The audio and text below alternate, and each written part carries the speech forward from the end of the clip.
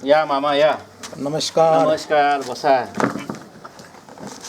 मामा तुमचं पूर्ण नाव काय मामा? माझं पूर्ण नाव प्रताप दशरथ अहिरे. मी तुमचा कोण आहे नात्याने? तुम्ही माझे भाचे आहेत. माझं नाव सुनील श्यामलाल बनसी. हां, तुमचं नाव जे आहे ते सुनील श्यामलाल, डॉक्टर सुनील श्यामलाल बनसी. हो, आणि माझ्या आईचं नाव? तुमच्या आईचं नाव जे गुणवंतीबाई दशरथ अहिरे. आणि वडिलांचं नाव श्यामलाल उखडू बनसी. आणि तुमचं वडिलांचं नाव जसं श्यामलाल उखडू बनसी, राहणार धरणगाव. बरं, तुमच्या वडिलांचं नाव सांगा ना. माझ्या वडिलांचं नाव होतं दशरथ काळू अहिरे. आणि आईचं? आईचं नाव वानाबाई दशरथ अहिरे. आईचं माहेर कुठलं? आईचं जे माहेर आहे इथे सिंदखेड्यापासून जवळच आलाने म्हणून गाव आहे, तिथलं आईचं माझं माहेर होतं. आईचं माहेर होतं. बरं, दशरथ काळू आयर यांचा व्यवसाय काय होता?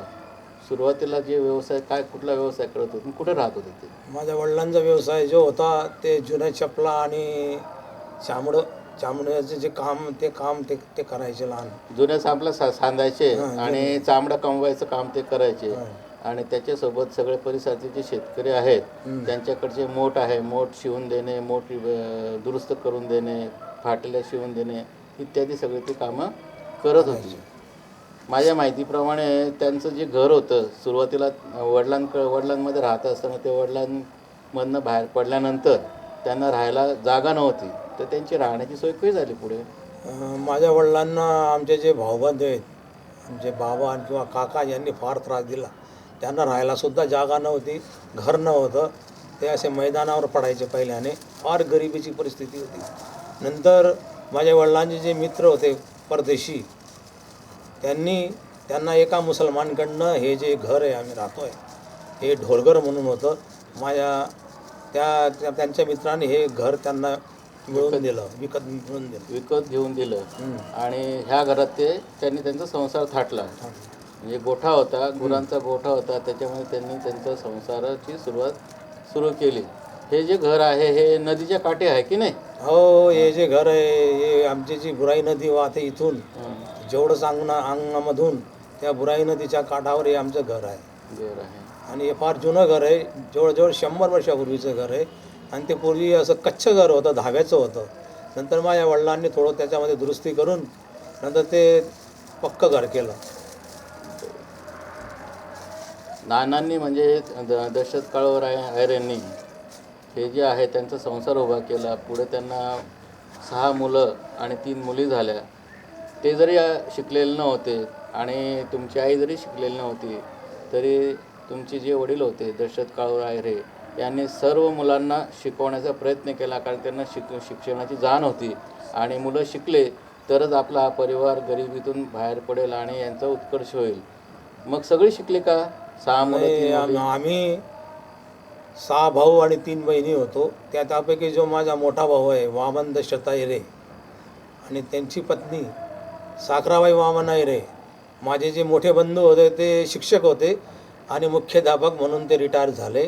त्यानंतरचा माझा जो दुसरा भाऊ आहे 2 नंबरचा भाऊ आहे तो रायसिंग दशरथ अहिरे, हे सुद्धा शिक्षक होते आणि शेवटी ते आपल्या सेवेतून मुख्याध्यापक म्हणून रिटायर झाले. त्यांच्या पत्नी श्रीमती शांताबाई रायसिंग अहिरे यासुद्धा शिक्षिका होत्या आणि त्यासुद्धा मुख्याध्यापिका म्हणून रिटायर झाल्या. नंतर माझा जो दुसरा भाऊ होता पुनाजी दशरथ अहिरे, 3 नंबरचा भाऊ तो पुनाजी दशरथ अहिरे. पुनाजी दशरथ अहिरे तो 3 नंबरचा भाऊ होता. तो रेल्वे गार्ड होता.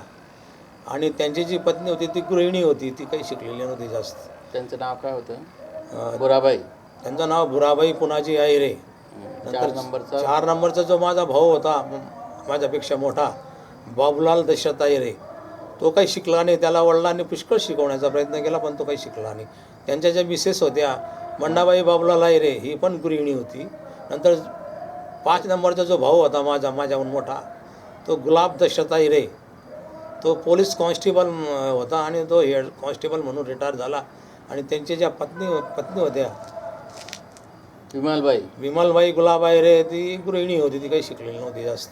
आणि त्यानंतर मी सर्वात लहान प्रताप दशरथ अहिरे, मी शिक्षण विस्तार अधिकारी म्हणून लागलो आणि शेवटी इन्चार्ज गट शिक्षणाधिकारी म्हणून सेवेतून निवृत्त झालो. आणि माझी जी मिसेस आहे मदलसा प्रताप आयरे, ही सुद्धा 10वी 11वीपर्यंत शिकलेली आहे, पण त्या काही सर्व्हिसला लागल्या नाही आणि ती गृहिणी म्हणून आहे. आणि बहिणी सगळ्यात आणि मोठी बहिणी 3 बहिणी होत्या. त्यापैकी सर्वात मोठी बहीण जी होती माझी शांताबाई दशरथ आयरे, तिला आंबोण्याला दिलेलं होतं. आणि जे 2 नंबरची बहीण आहे माझी श्रीमती गुणवंतीबाई दशरथ आयरे, तिला धरणगावला दिलेलं होतं. आणि ती इन्स्पेक्टर म्हणून रिटायर झाल्या. शेवटी रिटायर झाली. नंतर त्यांचे जे मिस्टर होते ते ग्रामसेवक होते आणि ते नंतर सर्कल म्हणून रिटायर झाले. आणि ते सर्कल म्हणून रिटायर झाले. नंतर माझी जी लहान बहीण होती सुमन दशरथ आयरे, हिला आढावा जिल्हा जळगाव इथे दिलेली होती. त्यांचे जे मिस्टर होते ते रेल्वेमध्ये फायर ब्रिगेडर म्हणून होते आणि ते मेले. नंतर माझी बहीण त्यांच्या जागेवर शिपाई म्हणून लागली आणि ती शिपाई म्हणून रिटायर झाली आज. बरं, आपली जी मोठी बहीण होती गुणवंताबाई, तिचं नाव गुणवंताबाई श्यामलाल बनसे होतं. आणि 3 नंबरची सुमनबाई किसन खजुरे. किसन खजुरे. या पद्धतीनं हे सगळे 6 भाऊ आणि 3 बहिणी होत्या. त्याच्यामधले जे बाबूलाल दशरथ आयरे होते, हे काही शिकले नाही. तुमच्या वडिलांनी प्रयत्न केला परंतु शिकले नाही आणि नंतर त्यांनी आपला चर्मकाराचा व्यवसाय पुढे चालू ठेवला. त्याच्यानंतर जी मोठी बहीण होती तुमची शांताबाई, ही सुद्धा शिकली नाही आणि ही पुढे तिच्या सासरकडे गेल्यानंतर तिनेही फार कष्ट केले मला वाटतं. आणि त्याच्यानंतर तिचे पण मुलं शिकले. त्यात तिचा एक मुलगा जो आहे तो पोलीसमध्ये भरती झाला आणि तो आता PI म्हणून रिटायर झालेला आहे. पॉज कर.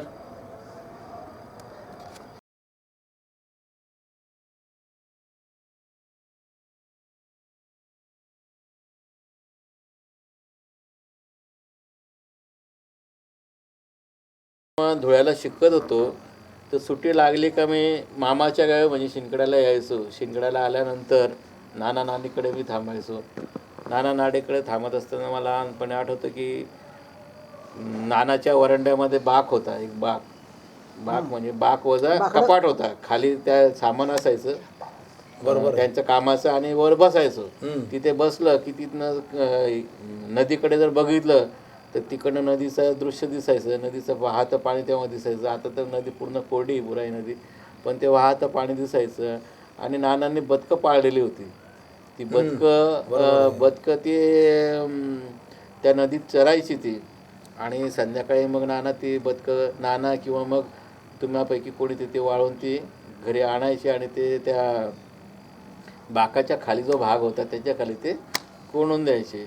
तसंच मी नानांना बऱ्याच वेळा असं ते नवीन चपला शिवताना ते बऱ्याच वेळा बघितलं आहे. आणि त्यांना आपली नाणी जी होती तर ती त्या शिवायला मदत करायची.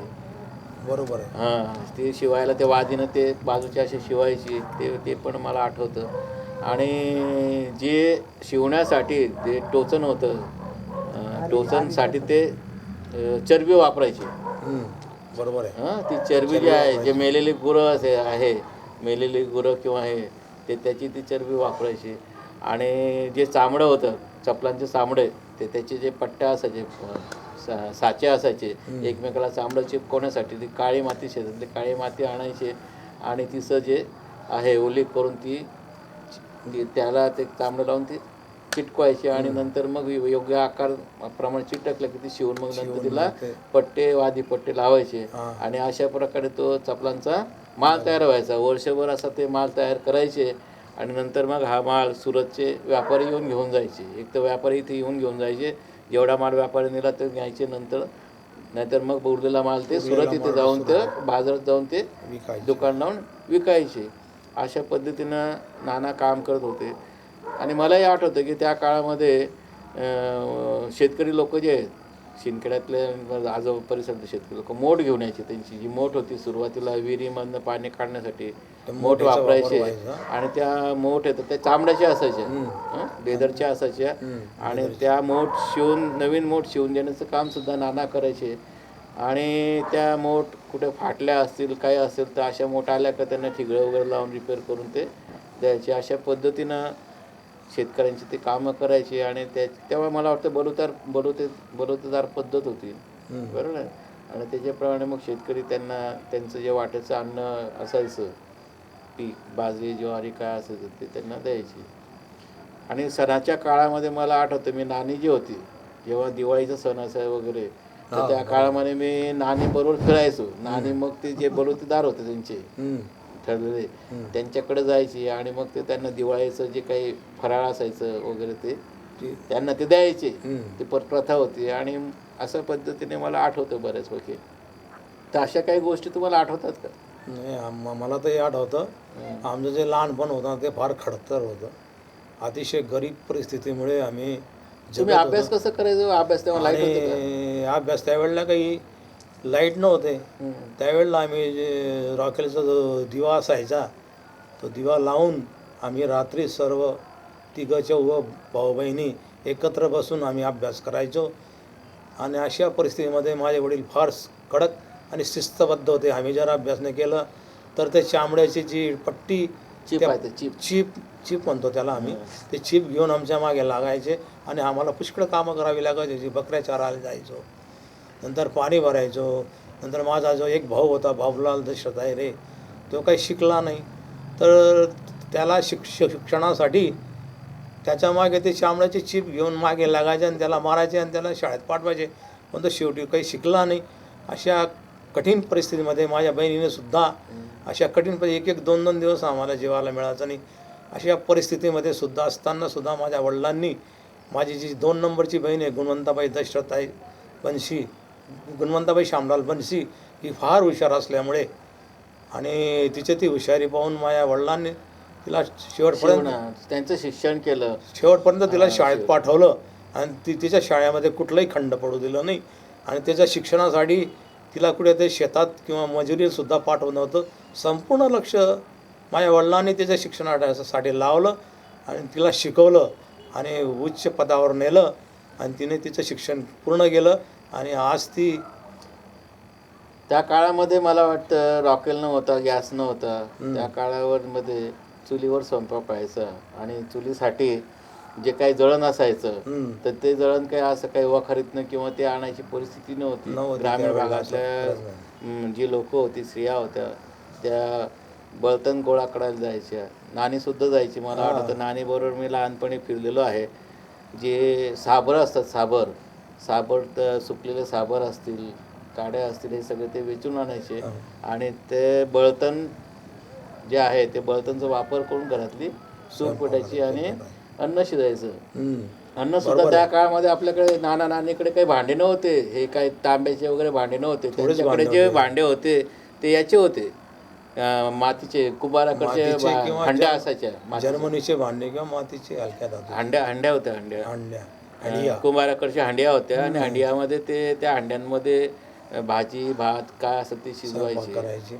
घरामध्ये जे घर होतं त्याच्यामध्ये मातीचं घर होतं, मातीच्या भिंती होत्या आणि छत जे होतं छत ते लाकडे आणि ते कपाशीचे जे काही काट्या असतात त्या अशा सगळ्या त्याच्यावर रचून आणि त्याच्यावर मग ती माती असायची. कुठली माती? त्या मातीला काय म्हणायचं आपण? खारी. खारीची माती टाकलेली असायची आणि दर पावसाळा सुरू व्हायच्या आधी परत नवीन खारी आणायची, 1-2 बैलगाड्या खाऱ्या आणायची, ती खारी टाकायची जेणेकरून मग तो घर गळायचं नाही. अशा पद्धतीनं तो घर होतं. घरामध्ये मध्ये एक भिंत होती, मध्ये पुढे वरांडा होता, वरांड्याला छत होतं आणि तिथे नाना आपलं दुकान लावायचं आणि मधलं जे घर होतं तर त्या घरामध्ये स्वयंपाक व्हायचा आणि त्याच्या मागे एक छोटी भिंत होती, त्याच्या मागे बरंच सामान असायचं आणि त्या घरामध्ये धान्य साठवायला मला वाटतं तो कोटी होती. अशा पद्धतीनं ते घर होतं. वर बोखला होता, बोखला किंवा झरा होता, त्याच्यातनं ते सूर्याचं ऊन यायचं आणि त्या मधल्या घरामध्ये त्याच्या पद्धतीने प्रकाश पडायचा. अशा प्रकारचं ते घर होतं. नानांना पूर्ण साथ दिली तिनं, त्याच्या कामामध्ये साथ दिली, कुटुंब सांभाळण्यात साथ दिली, मुलांचं संगोपनसुद्धा तिने व्यवस्थित केलं, त्यांना व्यवस्थित शिस्त लावलं. तिची पण याच्यामध्ये फार कष्ट केलं. आणि तिने संसार पार पाडला. अगदी शेवटपर्यंत तिने नानाला साथ दिली. अशा पद्धतीने ते काम चालायचं नानाचं. आणि बाजार असायचं शिंदखेड्याचा बाजार कुठल्या वार भरायचं? सोमवारी सिंदखेडचा दर सोमवारी बाजार असायचा. बाजार भरायचा. त्या जुन्यातल्या काळातला बाजार मला आठवतो. नदीकाठी तो बाजार लागायचा आणि त्या बाजारामध्ये नाना दुकान लावायचे, त्यांचं संध्याचं दुकान लावायचे आणि चपलांचं पण नवीन चपला विकायचं पण दुकान लावायचे ते. आणि दर बाजाराला मी गेलो, तुम्ही पण बसायचे दानाबरोबर, तुम्ही पण दुकानात त्यांना मदत करायची, चपला कुठं शिवायला ते हे करायला. आणि मी आलो का माझ्यासाठी स्पेशल ती गुळाची जिलेबी मागवायची. गुळाची जिलेबी मागवत काय थोडेफार 3-4 जिलेबी जे खायचो, ते जिलेबी खाण्यात जो आनंद मिळायचा तो आजपर्यंत मला कुठल्याही पदार्थात मिळाला नाहीये. फलुदामध्ये मिळाला नाही, त्या बासुंदीमध्ये मिळाला नाही, श्रीखंडमध्ये मिळाला नाही. तो जो आनंद तो औरच होता त्या काळातला. त्या काळामध्ये फुटाणे सुद्धा, सुरती फुटाणे नाना आणून द्यायचे, सुरती फुटाणे आम्ही खायचो. तर अशा पद्धतीनं मला बऱ्यापैकी नानांच्या तुमच्या आठवणी आठवतात. लहानपणी मामांकडे आलो की मामांकडे, मग इकडे नानाकडनं मग तिकडे रायसिंग मामाकडे जायचो, बाबूलाल मामाकडे जायचो, अमन मामाकडे जायचो. सगळ्यांकडे त्यांना फार बरं वाटायचं की अरे सुनील आला, गुणवंताबाई आली, तिची मुलं आली. त्यांना सगळ्यांना फार कौतुक होतं. आणि त्या लोकांनी आमचे बरेच लाड पुरवले. म्हणजे जे आजोळ आहे, मामाचं गाव आहे. आजकालच्या आमच्या मंडळींना, नवीन पिढीला मामाचं गाव हे माहितीच नाही आहे. शहर खेड्यातलं आपलं जे शेत आहे, जुनं घर आहे, मामा काय असतात, मामी काय असतात, जो गोडवा होता त्या काळातला तो गोडवा सध्याच्या पिढीला काही मिळत नाही. पण ते सगळं इथे अनुभवलेलं आहे.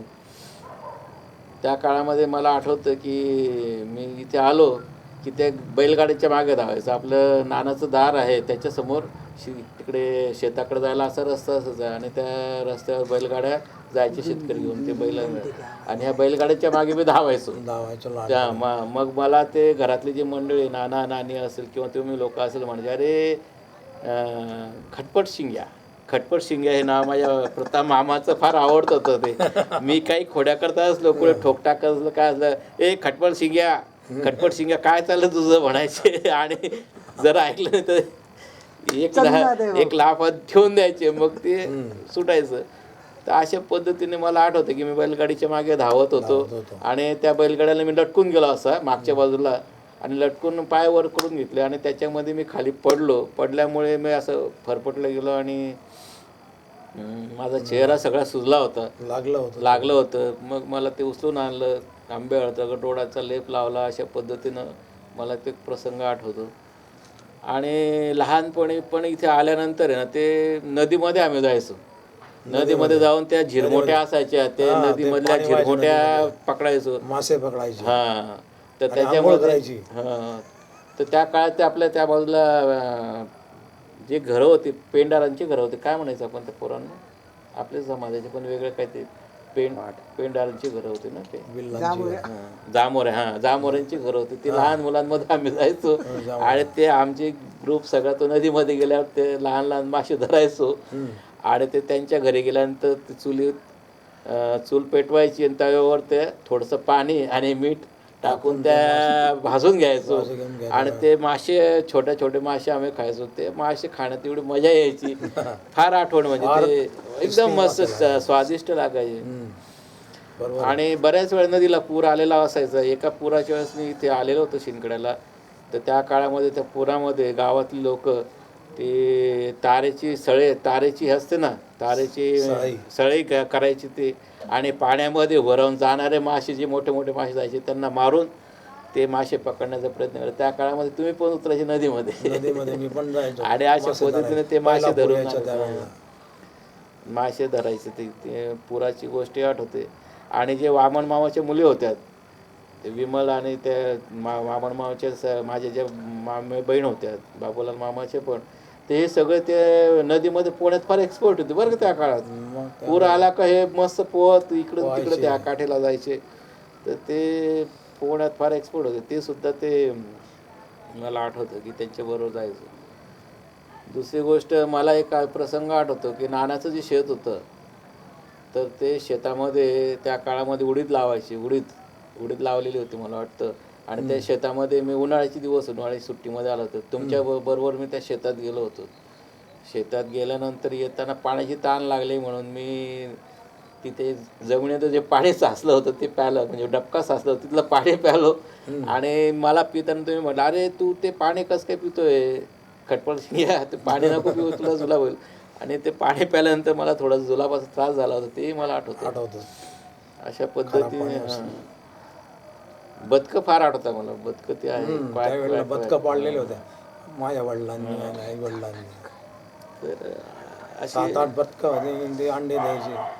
ते जे घर होतं आपलं जुनं, ते जे घरचं जे मधलं जे दरवाजा होता, तो पूर्ण सागाचा मोठा दरवाजा होता. हो, हे जे घर, नानाचं घर आहे, तुमच्या वाटेला आलं आणि तुम्ही नवीन घर बांधलं, चांगलं सिमेंट कॉन्क्रीटचं एकदम छान घर बांधलं. पण तो दार तुम्ही तो ठेवला, तो दार बरोबर, तो अजूनही दार त्या घरामध्ये आहे. त्या दाराचं म्हणजे तुम्ही तो ठेवला का असं?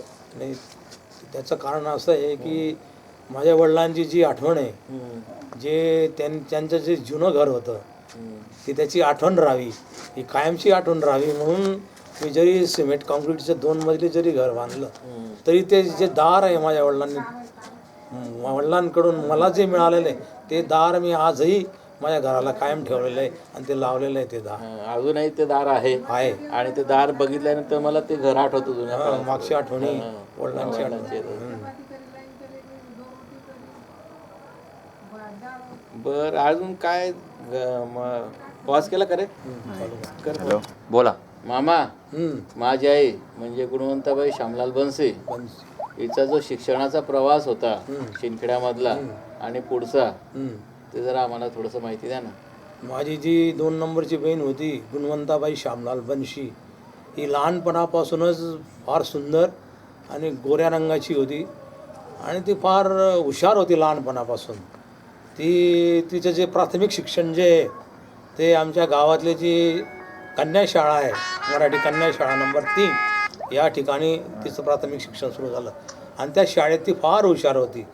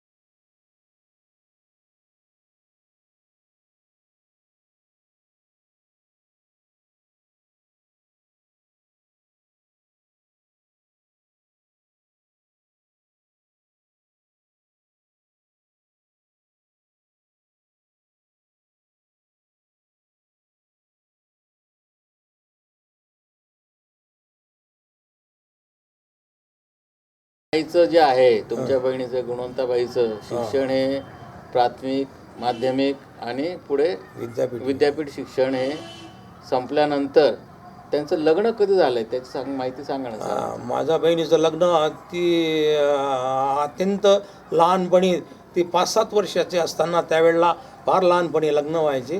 ती 5-7 वर्षाचं असताना, ते तिचं वय असताना लग्न झालं आणि त्यावेळेला तिला काही समजतच नव्हतं. आणि पुढे जे लग्न आहे ते पुढे काही टिकलं नाही, सक्सेसफुल झाला नाही. त्यांचे जे लग्न झालं होतं तर बालपणीचा, तर तो पुढे अपंग झालेला होता, त्याला पोलिओ झाला होता आणि पोलिओ झाल्यामुळे तो काय ते पुढे त्याच्या जे मुलाचे आई वडील होते त्यांनी सांगितले व आमचा मुलगा हा अपंग आहे, त्याच्यामुळे आम्ही काय तुमच्या मुलीला नांदायला आणणार नाही आणि तुम्हाला जमत असं तिचं वेगळं लग्न तुम्ही करून द्या. आणि त्याच्यामुळे गुणवंताबाई श्यामलाल बनसी जी होती, हिचं जरी लहानपणी लग्न झालं पण तिला नांदायला जायची काही वेळ आली नाही अशा कारणानं आणि तिचं शिक्षण पुढे चालत राहिलं. इंटर शिकत असताना माझ्या माहितीप्रमाणे तिचं दुसरा जो गंधर्व विवाह आहे तो झाला. माझे जे वडील होते धरणगावचे श्यामलाल खडबनसे जे माझे वडील होते त्यांच्यासोबत त्यांचं दुसरं लग्न गंधर्व विवाह झाला आणि पुढे त्यांचा संसाराचा प्रवास सुरू झाला. पुढे धरणगावला दिली होती ना मग तिला? माझ्या बहिणीला धरणगावला दिली होती. मग तिथे सासरे असताना त्यांच्या संसारात काही अडचणी आल्या का? ती त्याच्यामुळे त्यांना नोकरी करावी लागली. धरणगावला नांदायला गेली, परंतु त्यांच्या सासू सासऱ्यांकडनं तिला काही प्रतिसाद मिळाला नाही आणि ती धरणगावला नांदायला गेली असता तिला एक मुलगा होता आणि एक मुलगी पण होती, ती गरोदर होती. अशा वेळेला त्यांनी काही साथ दिली नाही. त्यामुळे ती माझी बहीण पुन्हा आमच्या माहेरी म्हणजे सिंदखेड्याला आली आणि त्यावेळेला तिचा समोर संसाराचा प्रश्न हा मोठा होता. त्यावेळेला तिला काही आधार नसल्यामुळे तिला नोकरीसाठी तिने प्रयत्न सुरू केला आणि ती स्वतः नोकरीसाठी ग्रामपंचायतमध्ये पेपर वाचायला जायची आणि जाहिराती पाहायची. आणि त्या जाहिराती पाहिल्यानंतर तिला असं कळालं की धुळे येथे लेडीज पोलीस भरती आहे, म्हणून ती स्वतःहून ती धुळ्याला गेली आणि त्या लेडीज पोलीस भरतीमध्ये ती सामील झाली आणि तिचं लेडीज पोलीस म्हणून तिचं सिलेक्शन झालं आणि तिचं पुढे धुळ्यालाच ट्रेनिंग सुरू झालं. ट्रेनिंग घेत असताना ती अतिशय हुशार असल्यामुळे ती नेहमी 1 नंबरवर राहिली आणि तिने ते पोलीस कॉन्स्टेबल लेडीज कॉन्स्टेबलचं जे प्रशिक्षण आहे ते प्रशिक्षण पूर्ण केलं आणि ते लेडीज कॉन्स्टेबल म्हणून धुळ्याला सेवेमध्ये त्यांनी सुरुवात केली. आणि सेवा करत असताना तिला पुढे पोलीस हेडक्वार्टरमध्ये राहायला घर मिळाली आणि तिचे एक मुलगा आणि एक मुलगी होती तिला. आणि अशा रीतीने तिने त्या मुलांना वाढवलं. इतक्या कठीण परिस्थितीमध्ये सुद्धा असताना ट्रेनिंगमध्ये सुद्धा तिने त्या मुलांकडे दुर्लक्ष केलं नाही आणि वाढवलं आणि ती नोकरी करायची, मुलांनाही पाहायची, मुलांकडेही लक्ष द्यायची, नोकरी करायची. अशा वेळेला त्या दोघं मुलांना तिने इंग्लिश मिडियमची जी शाळा आहे धुळ्याला कनोसा कॉन्व्हेंट म्हणून त्या शाळेत त्याने टाकलं.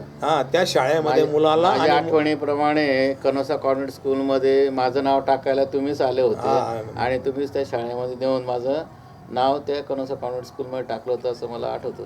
बरं, धरणगावला जी काही परिस्थिती होती आईची आमच्या गुणवंताबाईची जी परिस्थिती होती की माझे वडील त्या काळामध्ये ग्रामसेवक म्हणून होते आणि ग्रामसेवकाची नोकरी करत असताना त्यांच्या नोकरीमध्ये काहीतरी अडचणी आल्यामुळे ते सस्पेन्शनमध्ये गेले आणि सस्पेन्शनमध्ये असताना आईला तिथे धरणगावामध्ये अडचणी यायला लागल्या संसारामध्ये.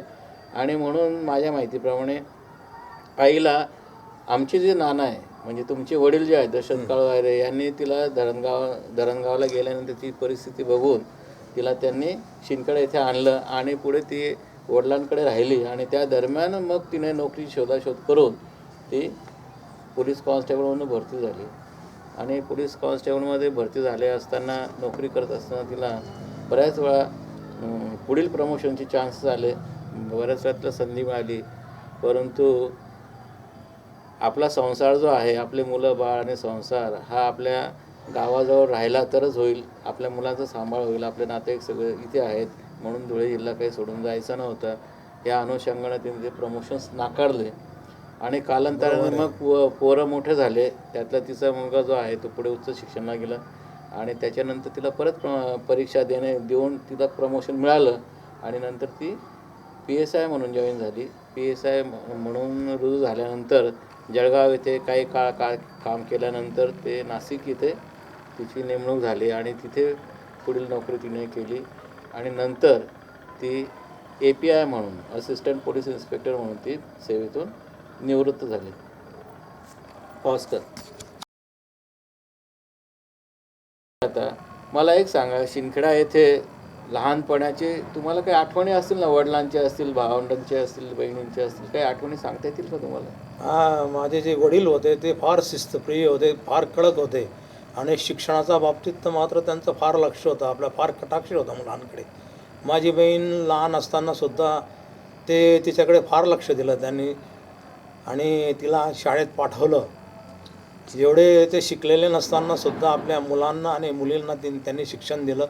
माझ्या बहिणीसाठी आता तिचं सासरकडचं तिचं जे लहानपणाचं लग्न झालं असल्यामुळे तिचं जे वैवाहिक जीवन होतं ते थोडंसं पहिल्यापासूनच हे असल्यामुळे त्यांनी तिला शाळेत दाखल केलं. त्यावेळेला मुलींना शाळेत दाखल करणं आणि आम्ही चांभारपैकी SC असल्यामुळे मागासवर्गीय असल्यावर सुद्धा माझ्या वडिलांना शिक्षणाचे जाण असल्यामुळे त्यांनी 6 भावांना आणि 3 मुलींना शिक्षणामध्ये त्यांनी पूर्ण दाखल केलं आणि त्यांना उच्च शिक्षण दिलं.